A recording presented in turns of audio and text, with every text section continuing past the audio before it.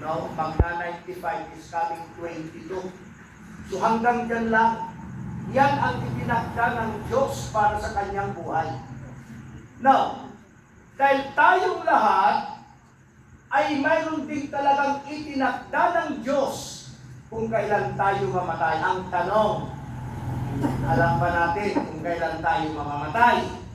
Hindi po. Now, kung hindi natin alam, mga kapatid ko sa Panginoong Diyos, kung kailan tayo mamamatay, kailangan na magkakaroon po tayo ng paghahanda. Dahil mayroon pong itinakda at mayroon din ginawa ng Diyos na tahanan para sa ating lahat. Mayroong tirahan na itinakda ng Panginoon in John chapter 14 verse 1. No? Basahin natin. Basahin ko po sa wikang Tagalog.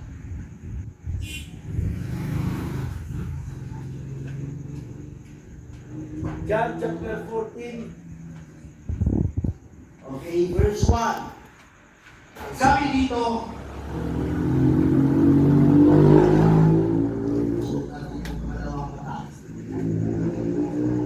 huwag kayong mabalisa. Manalig kayo sa Diyos at manalig din kayo sa akin. Sa bahay ng aking Ama ay maraming silid. Kung hindi gayon, sinasabi ko na sa inyo, at paruroon ako upang ipaghanda ko kayo ng matitirahan. Kapag naruroon na ako at naipaghanda na kayo ng matitirahan, babalik ako at isasama kayo sa kinaruroonan ko. Amen. Ibig sabihin, mga kapatid ko sa Panginoon, mayroon pong lugar na itinakda ng Diyos. Kung ang tao itinakda ng kanyang kamatayan, mayroon din tayong pupuntahan. Amen?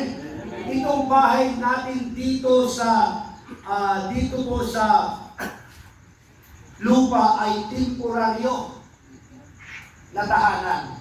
Amen? Pero itong tahanan nila, hindi niya ito madadala sa langit.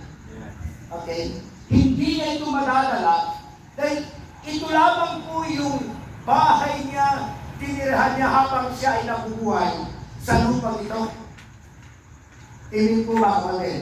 Dahil mayroon siyang inihanda para sa ating lahat. Okay?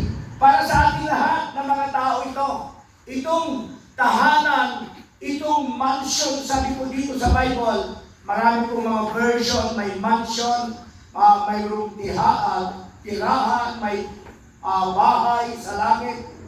Ito po yung inihanda ng Diyos na lahat ng mamamatay dito sa lupa ay may matitirahan sa langit. Amen? Okay? Ang tanong, paano tayo makarating doon?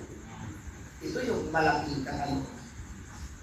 Sasagutin din po ng Bible. In the book of Acts, sa libro ng Acts, chapter 16, basahin natin. Acts chapter 16, verse 30 to 31.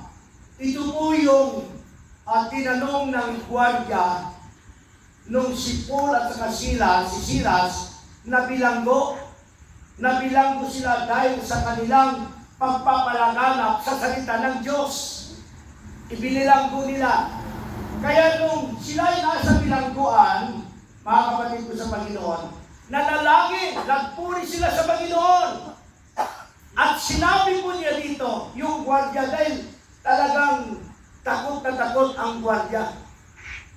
Dahil nung nagpupuri sila sa Panginoong Diyos, alam po niyalik po ang lupa. Dumating po yung talagang earthquake at doon. Lahat talagang kumilos ang Diyos sa kanilang pagpupuri at panalangin. Kumilos ang Panginoon. Yung mga bilangguan, usa na nagbukas. And that is the power of God. Kapangyarihan ng Diyos ang bumukas. Ang nagbukas ko noon ay ang kapangyarihan ng Panginoon. Natakot yung gwardiya at ito yung kanyang katanungan. In verse 30, sabi niya, inilabas niya ang mga ito at sinabi, mga Ginoo, ano po ang dapat kong gawin upang ako'y maligtas? Napakagandang katanungan. Ang sabi naman po ng verse 31, sumagot sila, ito yung sagot ni Paul at saka ni Silas, sumagot sila, sumampalataya ka sa Panginoong Hesus, at maliligtas ka ikaw at ang iyong sambayahan.